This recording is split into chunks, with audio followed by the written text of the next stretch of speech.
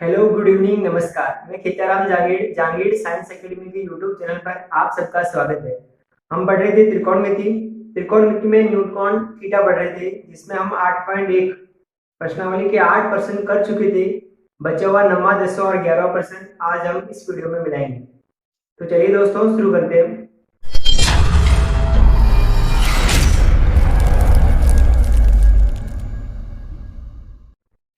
Board की तरफ ध्यान दीजिएगा। सबसे पहले नंबर क्वेश्चन, हम त्रिकोणमिति पढ़ रहे हैं और त्रिकोणमिति में कौन सा थीटा, न्यून कौन थीटा। इसमें एक आपको मैंने सूत्र बताया था, लाल बटे कक्का के सूत्र से। तो देखो, 9वें प्रश्न में आपसे क्या पूछा जा रहा है कि त्रिभुज एबीसी में जिसका कोण 20 समकोण है, यदि tan a बराबर 1/√3 है तो निम्नलिखित के मान ज्ञात कीजिए। आपको एक त्रिभुज दिया गया है, इसका नाम है एबीसी। 9वां प्रश्न, एक त्रिभुज और उस त्रिभुज का जो नाम है वो है एबीसी, और उसमें चीज और मेंशन की गई है कि जिसका कोण बी जो क्या है, समकोण है। तो ये हो गया ए, बी और सी। बी कोण समकोण बन गया। इसके अलावा आपको क्या दिया गया है कि tan a का मान 1/√3 है। तो देखिएगा कि tan थीटा का जो मान है, तो tan a का मान 1/√3 है। ठीक है। अब क्योंकि अपन जानते हैं कि tan थीटा किसके बराबर होता है, tan थीटा का सूत्र क्या होता है, तो लंब बटे आधार।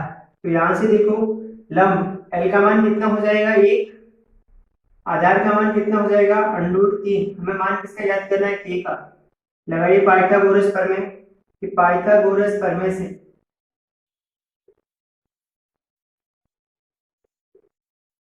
क्या होती है पाइथागोरस प्रमेय, कर्ण स्क्वायर बराबर आधार स्क्वायर प्लस लंब स्क्वायर। कर्ण स्क्वायर में ज्ञात करना है आधार स्क्वायर। आधार का मान कितना है हमारे पास, आधार का मान है √3। ठीक है, आधार √3 हो जाएगा, √3 का स्क्वायर प्लस लंब हमारे पास कितना है 1, ये हो गया 1 का स्क्वायर। ये हो जाएगा कर्ण स्क्वायर बराबर आधार 3 का स्क्वायर कितना होगा, 3 का जब हम स्क्वायर करेंगे, किसी भी अंडूड वाली संख्या का जब वर्ग किया जाता है तो अंडूड हट जाता है और उस संख्या से हम आ जाती है। 1 का वर्ग 1 ही होता है। आगे चलिए, यहां से देखो के स्क्वायर बराबर कितना हो जाएगा, 3 और 1 4। स्क्वायर हटाएंगे, सामने वाले पक्ष पे लगेगा अंडूड, और अंडूड 4 का मान कितना होता है 2। तो इस प्रकार से के का मान कितना आ जाएगा 2। ठीक है। अब देखिएगा, अपन को जो मान दिया गया वो tan a का मान है, मतलब थीटा कहां पर बना हुआ है, ए पर। अगर ए पर थीटा बना हो तो आधार कौन सी भुजा होगी, थीटा के साथ वाली ए बी, और आधार का मान कितना है √3, तो ये भुजा हो जाएगी √3, और सामने वाले लंब है जिसका मान 1 और इस भुजा का मान कितना हो जाएगा 2। ये सब पहले आप नामकरण कर दीजिए। अब देखो, इसमें प्रश्न आपसे क्या पूछा जा रहा है। पहला प्रश्न है sin a cos c plus cos a sin c।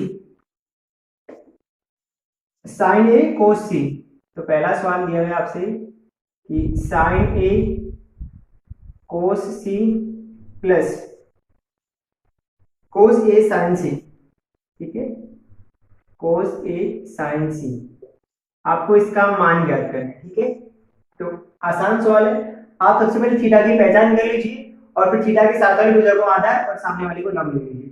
सबसे पहले sin थीटा का सूत्र क्या होता है, तो लंब बटे कर्ण, बीच में हो जाएगा गुणा। देखो, जब भी थीटा के बीच में कोई चिन्ह नहीं दिख रहा तो समझना है यहाँ पर गुणा हो रहा है। कोस का सूत्र क्या होता है, आधार बटे कर्ण। आगे चलो, प्लस वापस कोस का क्या हो जाएगा, आधार बटे कर्ण, और साइन का क्या हो जाएगा, लंब बटे कर्ण। ठीक है। अब देखो, सबसे पहले थीटा की पहचान करो। देखो, थीटा किस पे बन रहा है, ए पर। अगर ए पर बनना है तो याद रखो थीटा ए पर बनना है। तो ये भुजा आधार है, लेकिन हमें आधार नहीं चाहिए, सामने वाली भुजा लंब चाहिए। तो लंब कितना हो जाएगा 1, और आधार कितना हो जाएगा, सॉरी कर्ण कितना हो जाएगा 2। देखते रहना प्रश्न के अंदर लंब और आधार कैसे चेंज हो रहे हैं।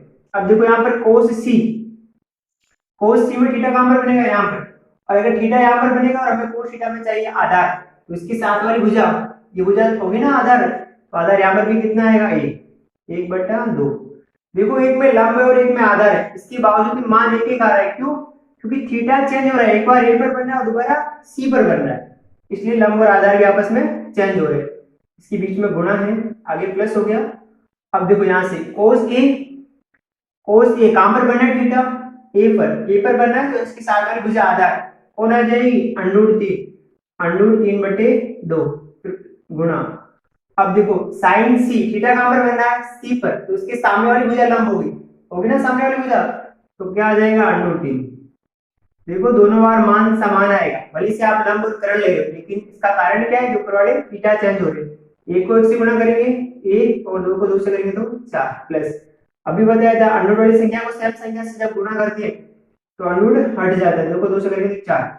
अब देखो जब भी हर समान हो तो आपको एलसीएम लेने की जरूरत नहीं, सीधा अंशों को जोड़ के लिख दो, तीनों में कितना हो गया 4 और 4 बट्टी क्या हो जाएगा 4, 4 से 4 कैंसिल आउट, मान कितना आएगा 1। इस प्रकार से इसका आंसर कितना आ गया 1। तो आपको दूसरा सवाल करना है, उसमें देखिए दूसरे प्रश्न में आपसे क्या पूछा जा रहा है। इसमें आपसे कहा गया है कि कोस ए कोस सी, ठीक है, कोस ए कोस सी प्लस सॉरी माइनस है साइन ए साइन सी, माइनस साइन ए साइन सी, ठीक है, थीटा थोड़ा बड़ा लिखना साइन और कोस की अपेक्षा। सबसे पहले कोस थीटा का सूत्र क्या होता है, तो आधार बट्टी करण, यहाँ पर भी क्या हो जाएगा आधार बट्टी करण, माइनस यहाँ पर भी क्या हो जाएगा, क्या हो जाएगा लंब बट्टी करण गुणा लंब बट्टी करण। अब देखो थीटा जिस प्रकार से चेंज होगा उसी प्रकार से आपको मान चेंज करना है। कोस ए, थीटा कहां पर बनना है ए पर, तो आधार कौन सा होगा √3 आधार होगा, तो √3/2 फिर हो जाएगा गुणा।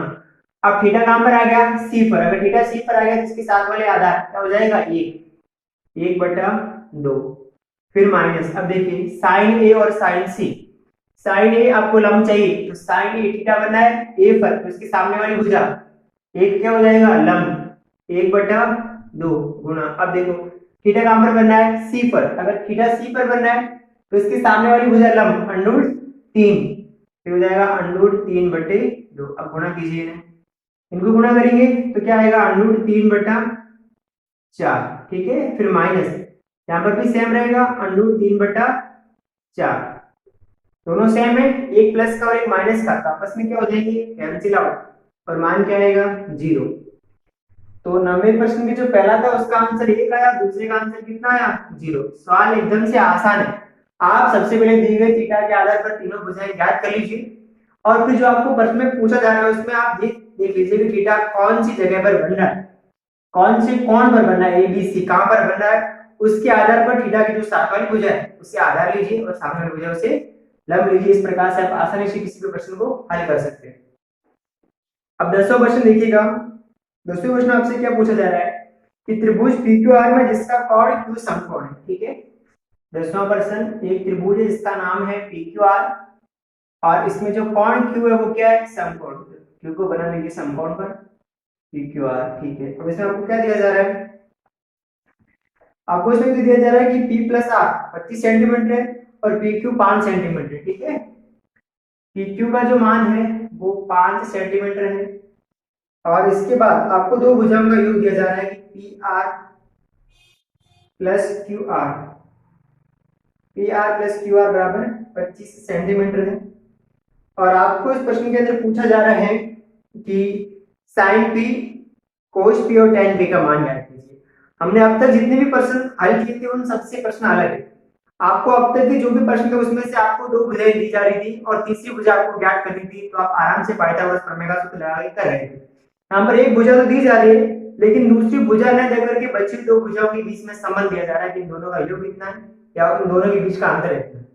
ऐसे प्रश्नों को करने से पहले आपको क्या करना पड़ेगा कि जो भी आपको दो भुजाओं में संबंध दिया जा रहा है वहां से पहले आप किसी एक भुजा का मान ज्ञात कीजिए। तो यहाँ से अपन QR का मान ज्ञात कर लेते हैं, ठीक है।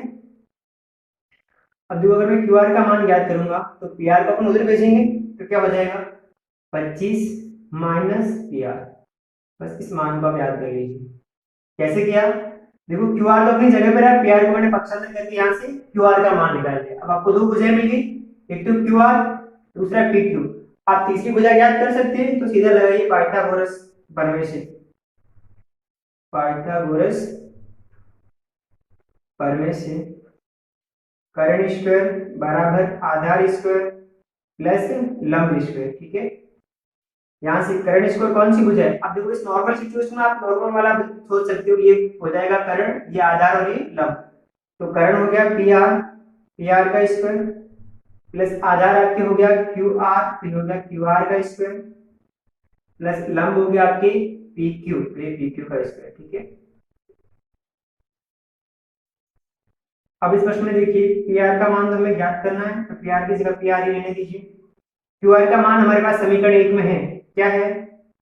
25 माइनस पी आर। ठीक है, 25 माइनस पी आर पूरे का हो जाएगा whole square, plus P Q का मान कितना है? 5, तो ये हो जाएगा 5 का स्क्वायर। ठीक है, आगे बढ़िए। अब क्या करना है आपको, यहाँ से देखो ये जो चीज है ना, ये आपके सर्वसमीका से खुलेगी। कौन सी सर्वसमीका? ए माइनस बी का whole square. A minus B का होल स्क्वायर को खोलने पर क्या आता है? A square minus 2ab plus B square, ये आता है। किसी भी सर्वसमीका को खोलने पर, कौन सी?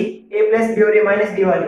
अगर आप ए माइनस बी की होल स्क्वायर सर्वसमीका को खोल रहे हो तो उसका आंसर आता है A square minus 2ab plus B square. तो इस सर्वसमीका के आधार पर इससे आप खोलिए, तो पी आर स्क्वायर की जगह तो पी आर स्क्वायर ही रहेगा, बराबर। अब इसे अपने साथ में खोलेंगे, ये तो हमारे पास 25 है और b क्या है? P R. तो 25 का स्क्वायर कितना हो जाएगा? 625, तो सीधा लिख दीजिए 625।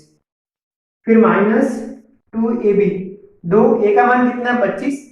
देखो दो ए का मान कितना हमारे पास? 25, बी का मान क्या है? P R. इन सबको गुणा करेंगे तो कितना आएगा? 50 पी आर, तो माइनस 50 पी आर। चलो फिर प्लस बी हमारे पास क्या है? तो पी आर, तो पी आर का स्क्वायर क्या हो जाएगा? ये हो जाएगा पी आर स्क्वायर। और फिर 5 का स्क्वायर कितना हो जाएगा? 25, 5 था ना, क्योंकि पी का मान 5 है, तो 5 का स्क्वायर 25 हो गया, तो हो जाएगा पी आर स्क्वायर बराबर। अब यहां से देखो ये 625 प्लस 25 कितना हो जाएगा? 650 minus 50 P R plus P R square. ठीक है, आप पी आर स्क्वायर को आप इधर लेके आ जाइए और इस माइनस 50 पी आर को भी इधर ले आओ, ये पी आर स्क्वायर, वो पी आर इधर आती है माइनस का हो जाएगा, माइनस पी आर स्क्वायर, और ये पी आर इधर आते प्लस का हो जाएगा। ठीक है, प्लस 50 पी आर और बराबर कितना हो जाएगा? 650। अब ये प्लस का और ये माइनस का तो आपस में कट जाएगी, पीछे आपके पास बचेगा 50 पी आर बराबर 650। यहाँ से 50 का पक्षांतर कर दीजिए, तो पी आर बराबर क्या हो जाएगा? 650 बटे 50। इनको काट दीजिए, 0 से 0 कट गया, 5 को काटे 65 से कितना होता है? 13 पंजे 65 आता है कि नहीं आता है? तो पी आर का मान आपको कितना मिल गया? 13 सेंटीमीटर। अब पी आर का मान मिल चुका है, एक का तो आपके पास पहले से था, एक चीज का और मान ज्ञात करना है संबंध वाले में, तो आपको जो पी आर का मान मिला समीकरण 1 में रख दीजिए। ठीक है ना, तो आप ऐसे लिख देते हो कि पी आर का मान, या कोई बात ऐसे लिख दो, पी आर का मान समीकरण 1 में रखने पर, ठीक है, समीकरण 1 में रखने पर, समीकरण 1 हमारे पास क्या है? क्यू आर बराबर 25 माइनस पी आर, हो जाएगा क्यू आर बराबर 25 माइनस हो जाएगा 13, कितना आएगा? क्यू आर बराबर 12 सेंटीमीटर। ठीक है, तो पी क्यू का मान आपके पास पहले से 5 सेंटीमीटर था, क्यू आर का मान आ चुका है 12 सेंटीमीटर, और इसका कितना आ चुका है? 13 सेंटीमीटर। अब प्रश्न में आपसे जो पूछा जा रहा है उन सबके मान याद कर लीजिए। सबसे पहले पूछा जा रहा है साइन पी, कोस पी और टेन पी, तीन चीजों का मान पूछा जा रहा है, तो आप फाइंड आउट कर सकते हो। एक तो पूछा जा रहा है साइन पी का, देखिए थीटा जो आपके बनना है पी पर, कहां पर बनना है? पी पर, तो सूत्र होता है लंब बटे करण। ठीक है, लंब बटे करण होता है, अगर थीटा पी पर बनना है, मतलब यहाँ पे थीटा बनना है, जितने भी पूछा सब में थीटा यहीं पर बनेगा, और थीटा के सामने वाली भुजा लंब होती है, तो क्या हो जाएगा? 12, तो लंब तो हो गया 12 और करण क्या रहेगा? 13, तो साइन पी का मान कितना आएगा? 12 बटे 13। दूसरा आपको ज्ञात करना है कोस पी का मान, कोस का सूत्र क्या होता है? आधार बटे करण। थीटा वापस वहीं पर बनना है पी पर, तो थीटा के साथ वाली भुजा आधार होगी तो 5 आ जाएगा, तो हो जाएगा कोस पी बराबर 5 बटे आधार की, सॉरी करण कितना है? 13। तीसरा आपको क्या ज्ञात करना है? टेन ज्ञात करना है। ठीक है, टेन आप यहाँ लिख दीजिए, कि tan p बराबर क्या होता है सूत्र, लंब बटे कर्ण, ठीक है, लंब बटे कर्ण होता है, तो ये हो जाएगा tan p। अब देखो थीटा वहीं पर बनना है p पर, तो थीटा के सामने वाली, तो लंब बटे कर्ण नहीं होता, लंब बटे आधार होता है। तो कर्ण लंब कितना आपके पास 12 और आधार कितना है 5, तो ये हो जाएगा 12/5। इस प्रकार से आप को 3 थीटा पूछे गए थे, साइन पी जिसका मान 12/13 आ गया, कोस पी जिसका मान 5/13 आ गया, और टेन पी जिसका मान 12/5 है। ऐसे प्रश्नों को जब भी आपको हल करने के, ऐसा प्रश्न एग्जाम में आ सकता है। अगर आपको यहाँ पर प्लस दिया जा रहा है, संबंध की दोनों भुजाओं का योग कितना है, आपको दोनों भुजाओं का अंतर भी दिया जा सकता है, तो आपको जो संबंध दिया जा रहा है उस संबंध के आधार पर किसी एक भुजा का मान ज्ञात कर लीजिए इस रूप में, ठीक है। और फिर पाइथागोरस प्रमेय लगाइए, और उसमें से या ये सरसमिका लगेगी, अगर या तो माइनस वाली लगेगी या फिर प्लस वाली लगेगी, और उस सरसमिका के आधार पर आपको एक भुजा का मान मिल जाएगा, और उस भुजा का मान आप संबंध वाले समीकरण में रख करके तीसरी भुजा का मान भी ज्ञात कर सकते हो। और इस प्रकार फिर जो भी आपको डेटा पूछा जा रहा है उसका मान रख करके आप फाइनल आंसर भी निकाल सकते हो। अब 8.1 प्रश्नावली का आपको लास्ट क्वेश्चन देखिए 11वां। लेकिन इस प्रश्न को करने से पहले कुछ मैं आपको बेसिक बताना चाहूंगा। देखो अभी लाल बट्टा कक्का के सूत्र से हमने 6 प्रकार के त्रिकोणमितीय अनुपातों के सूत्र निकाले थे। उसमें आपने साइन थीटा का सूत्र जो था वो था लंब बटे कर्ण, और कोस थीटा का जो सूत्र था वो था आधार बटे कर्ण। अब आप सब लोग जानते होंगे कि किसी भी समकोण त्रिभुज में 3 भुजाएं होती है। हालांकि 3 भुजाएं तो हर त्रिभुज में होती है, लेकिन समकोण त्रिभुज की तीनों भुजाओं का नामकरण भी होता है। उसमें एक भुजा जो उसका मान फिक्स होता है, 90 डिग्री के सामने वाली जो भुजा है उसको कर्ण कहा जाता है कि किसी भी समकोण त्रिभुज में समकोण के सामने वाली भुजा को कर्ण कहते हैं, और कर्ण जो है वो समकोण त्रिभुज की सबसे बड़ी भुजा होती है, ठीक है। अब आप इन दोनों सूत्रों को देखिए, इन दोनों सूत्रों के हर में क्या है, कर्ण है। अब मैं आपको 2 एग्जांपल दे रहा हूँ, एक लिख दिया मैंने 3/5 और एक लिख दिया 3/7। मुझे बताइए कि इन दोनों भिन्नों में बड़ी भिन्न कौन सी होगी, इन दोनों भिन्नों में बड़ी भिन्न कौन सी होगी, तो आप कहोगे सर जिसमें हर छोटा है ना वो भिन्न बड़ी होगी, और जिसमें हर बड़ा वो भिन्न छोटी होगी, ठीक है भाई, ठीक है सर। क्यों? दूसरा, इन भिन्नों का जो मान आएगा, जैसे अगर आप 3/5 का फाइनल मान निकालना चाहोगे ना, तो वो मान 1 से कम आएगा कि नहीं आएगा। देखो हर बड़ा और अंश छोटा है, जब हर बड़ा हो और अंश जो है ना वो छोटा होता है, तो उस भिन्न का जो फाइनल मान है वो सदैव 1 से कम आता है। आप निकाल करके देख लीजिए, 5 का भाग दीजिए, 5 का भाग दीजिए 3 में, जा रहा है क्या, नहीं जा रहा है, तो पहले 0 आएगा फिर 6 आएगा, तो 0.6 आएगा, तो मान 1 से कम आया कि नहीं आया। तो जब हर बड़ा और अंश छोटा है, उनका मान सदैव 1 से कम आता है। और इन दोनों को देख लीजिए आप, साइन थीटा और कोस थीटा, इन दोनों के हर में क्या है, कर्ण है, और कर्ण जो लंब और आधार दोनों से बड़ा होता है। तो इसका मतलब क्या हुआ कि साइन थीटा और कोस थीटा का जो मान है वो सदैव 1 से कम होता है, सदैव 1 से कम होता है। क्यों होता है? क्योंकि इनके हर में कौन सी भुजा होती है, कर्ण होती है, जो समकोण त्रिभुज की सबसे बड़ी भुजा है। अब आगे देखिए आप, आगे दूसरी थीटा आप देख लीजिए, सेक थीटा एक तो, और दूसरा कोशेक थीटा। सेक थीटा का सूत्र क्या होता है, मतलब इसका उल्टा हो जाएगा, कर्ण बटे आधार, और कोशेक का हो जाएगा कर्ण बटे लंब। अब ये दोनों इसके जस्ट उल्टे हो गए, इनमें कर्ण कहाँ आया, अंश में आ गया, कर्ण अंश में आया। और जब किसी भी भिन्न का जो अंश है, उस अंश का मान अगर हर से बड़ा हो, अंश का मान जो हर से बड़ा हो, तो उस भिन्न का परिणामी जो मान है वो सदैव 1 से ज्यादा आता है। आप इसका एक एग्जांपल भी देख सकते हैं, जैसे 7/4 लिख दिया मैंने, अंश बड़ा है हर छोटा है, मान निकालिए, तो 4 का भाग एक बार तो जाएगा, एक बार गया, फिर शेषफल 3 बचा, 7 बार गया और फिर 5 बार गया, तो 0.75 आया। 0.75 1 से तो बड़ा है कि नहीं, है ना।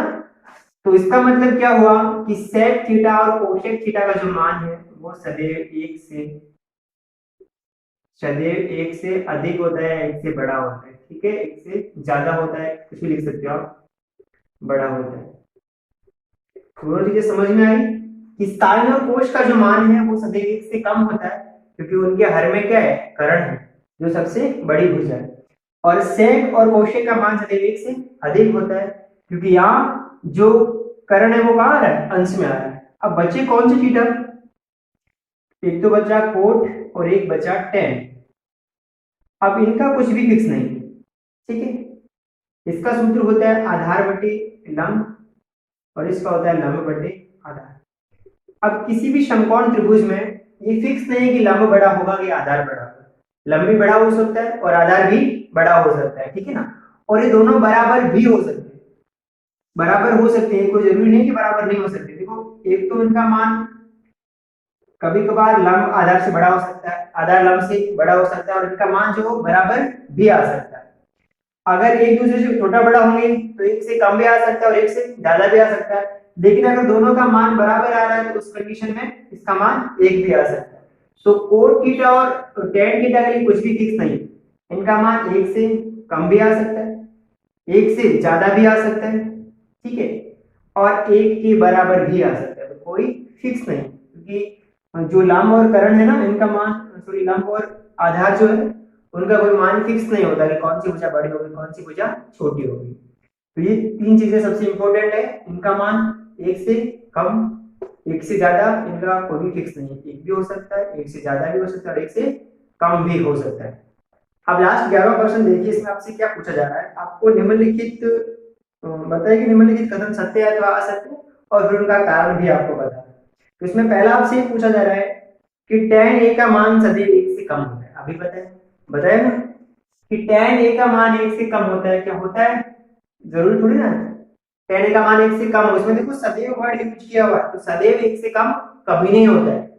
एक से ज्यादा भी हो सकता है और एक भी हो सकता है, लेकिन एक कब होगा भाई, एक कब होगा, एक से कम कब होगा, जब आधार बड़ा होगा। तो आप ये कहना कि कथन जो है असत्य है। असत्य क्यों है, क्योंकि इसका मान जो है ना वो लंब और कर्ण आधार पर डिपेंड करता है, और वो कभी भी फिक्स नहीं होते कि कौन सी भुजा बड़ी और कौन सी छोटी। तो आप लिखना क्योंकि क्योंकि tan थीटा बराबर, देखो tan थीटा का सूत्र क्या होता है, लंब बटे आधार होता है ना। आप ये लिख सकते हो थीटा की सम्मुख भुजा।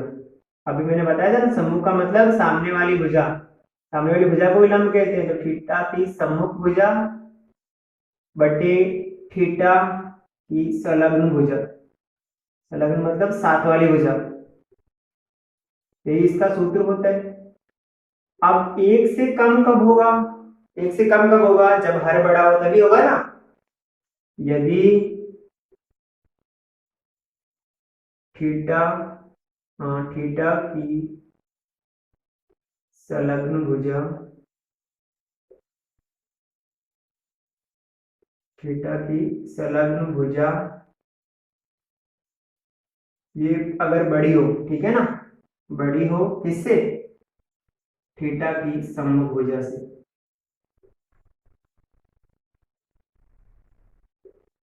सम्मुख भुजा, तब tan थीटा का मान एक से कम होगा।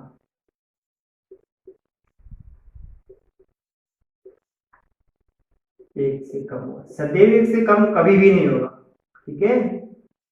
एक से कम तभी होगा जब थीटा के संलग्न भुजा मतलब आधार थीटा की सम्मुख भुजा मतलब लंब से बड़ा हो।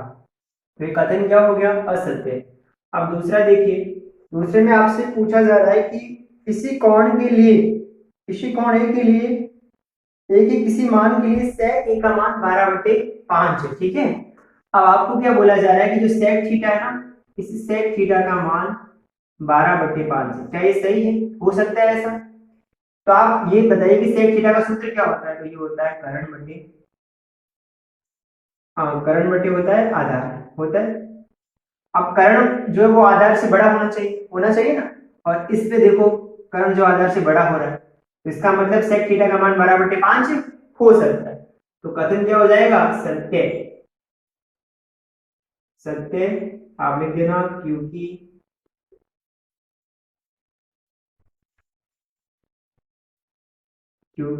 sec थीटा का सूत्र क्या होता है, कर्ण बटे आधार होता है, आधार कौन सी भुजा होती है, थीटा की संलग्न भुजा। तो कर्ण बटे थीटा की संलग्न भुजा, और फिर लिख देना कि कर्ण सबसे बड़ी भुजा होती है।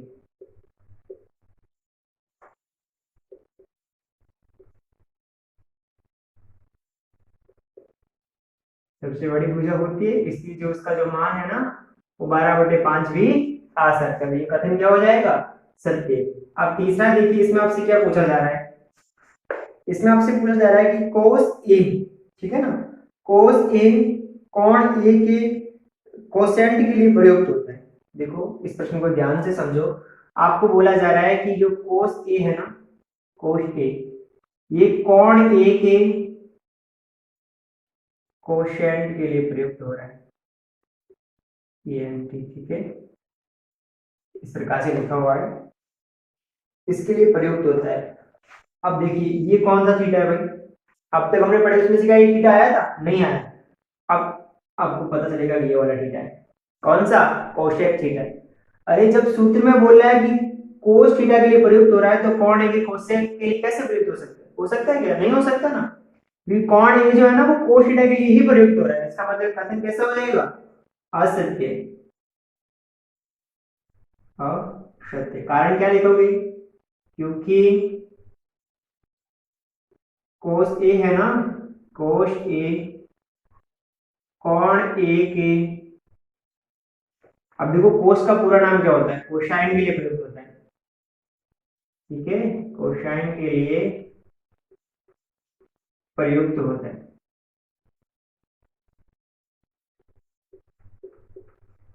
तो कोसाइन के लिए प्रयुक्त होता है, कोसेंट के लिए प्रयुक्त नहीं होगा। कोसेंट के लिए प्रयुक्त कब होगा, जब कोस ए होगा, कोसेक ए थीटा होगा, सॉरी। हम ये कथन आपकी क्या हो जाएगा, असत्य।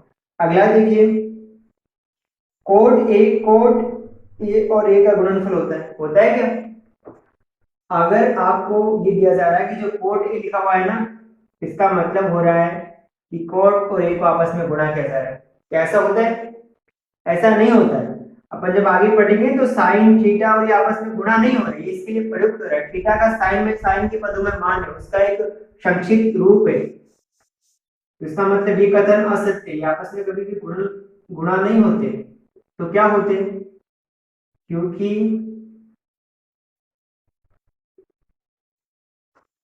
कोट ए कोण ए के, अब देखो इसका पूरा नाम क्या होता है,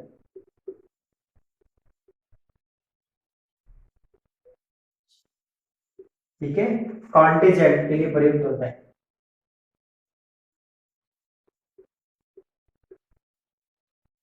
ये थीटा का पूरा नाम है, ये याद करने की जरूरत नहीं है, एग्जामिनेशन नहीं आते हैं इनको याद कैसे। तो जो कोट ए है ना वो कोण ए की कोट थीटा के लिए प्रयुक्त होता है, वो दोनों आपस में गुणा नहीं होकर के उसकी थीटा के लिए प्रयुक्त होता है। इसका मतलब कथन क्या हो गया, असत्य। अब लास्ट देखिए, किसी कोण के लिए, किसी भी कोण थीटा के लिए साइन ए का मान 4/3। अब देखो साइन थीटा का मान आपको यहाँ दिया जा रहा है 4/3। आप सूत्र देखिए साइन थीटा का क्या होता है, साइन थीटा का होता है लंब बटे कर्ण, ठीक है। सूत्र के हिसाब से हर जो है ना वो अंश से बड़ा होना चाहिए। देखो हर में क्या आ रहा है, कर्ण।